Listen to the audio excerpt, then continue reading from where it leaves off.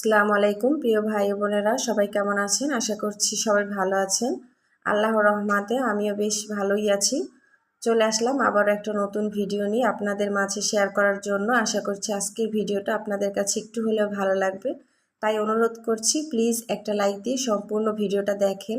নতুন কোনো বন্ধু যদি আমার চ্যানেলে এসে থাকেন তাহলে বলবো একটা লাইক দিয়ে সম্পূর্ণ ভিডিওটা দেখেন। এমনও হতে পারে ভিডিওটা দেখতে দেখতে কোনো একটা অংশ আপনার কাছে ভালো লেগে গেল, আর তাই যদি হয় তাহলে বলবো প্লিজ আমার চ্যানেলটা সাবস্ক্রাইব করেন আর পাশে থাকা বেল আইকনের অল অপশনটা আর কি সিলেক্ট করে রাখেন। এতে করে আমি ভিডিও ছাড়া মাত্র আপনার কাছে নোটিফিকেশন পৌঁছে যাবে আর আপনি আপনার সময় সুযোগ বুঝে ভিডিওটা দেখে নিতে পারেন।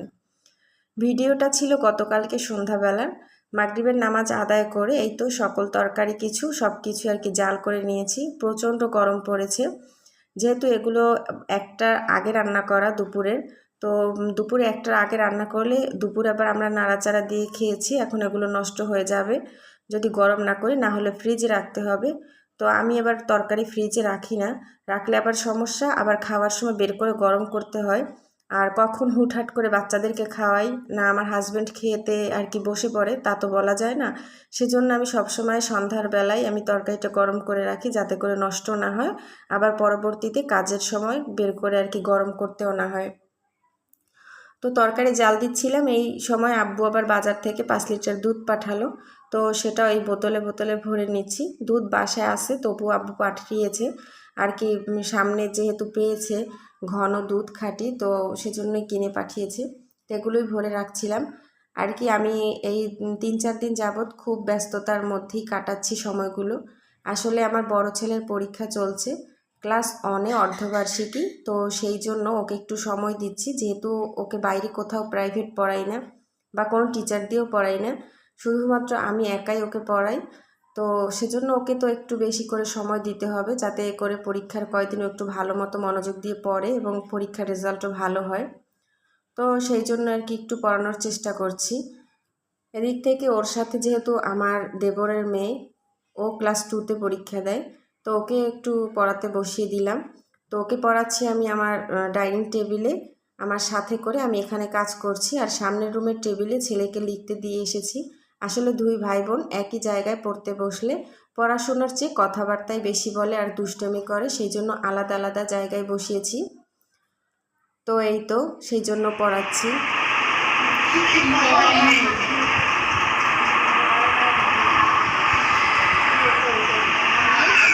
একা পারছে না, আমাকে আবার জিজ্ঞেস করছে যে এখান থেকে কীভাবে লিখব, তো সেটা আমি আবার ভালোভাবে দেখিয়ে দেওয়ার চেষ্টা করছি। আসলে ও বয়সের তুলনায় তাতেও ভালোই বোঝে আর ভালোই পারে, কিন্তু একটু সাহায্য করতে হয়।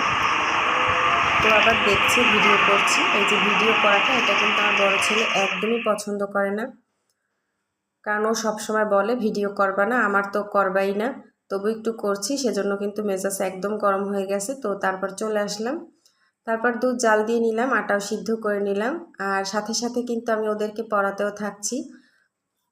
আসলে সকালের জন্য রুটিটা বানিয়ে রাখলে একটু সুবিধা হয়। এখানকার কাজগুলো শেষ করতে করতে এই তো দেখেন রাত 10টা বেজে গেছে। ছেলে মেয়েকে পড়িয়ে তারপর রুটি বানিয়ে ওদেরকে নাস্তা খাইয়ে সব কাজগুলো শেষ করেছি।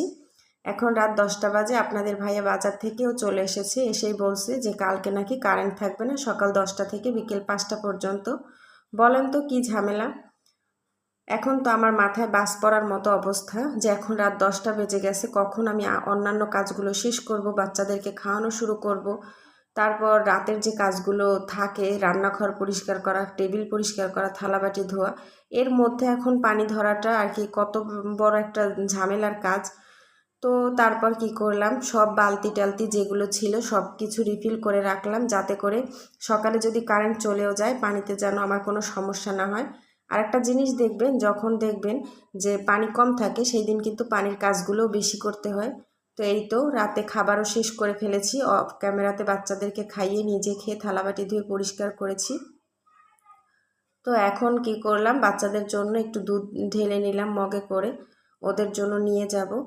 ওদেরকে রাতে ঘুমানোর আগে আমি আবার দুই ভাই বোনকে দুধ খাওয়াই, তবে ছোটোটাকে দেই না, কারণ ওর একটু পেটে সমস্যা থাকে, এই জন্য ডাক্তার নিষেধ করেছে, বলেছে বড় হলে যদি খেতে পারে তাহলে খাবে, এখন ছোটোবেলায় দুধ দেওয়ার দরকার নেই। তো রাত্রে আপনাদের ভাইয়া বাসায় আসার সময় অনেক কিছু নিয়ে এসেছে, বাসায় যেগুলো খুব প্রয়োজনীয় জিনিস, তো সেগুলো একটু আপনাদের সাথে শেয়ার করে নিলাম।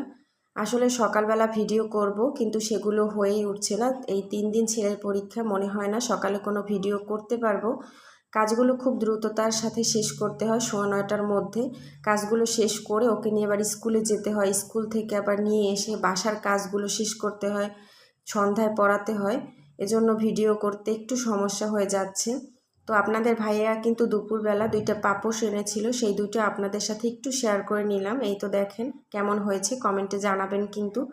আমার পাপোশের ভীষণ দরকার ছিল, তবে আমার পাপোশ লাগবে 10টা, আপনাদের ভাইয়া কেবল 2টা এনেছে, তবে বলেছে পরবর্তীতে আবার এনে দিবে যখন টাকা হবে। তো আজকের ভিডিও এই পর্যন্ত, কেমন লাগলো জানাবেন, লাইক কমেন্ট শেয়ার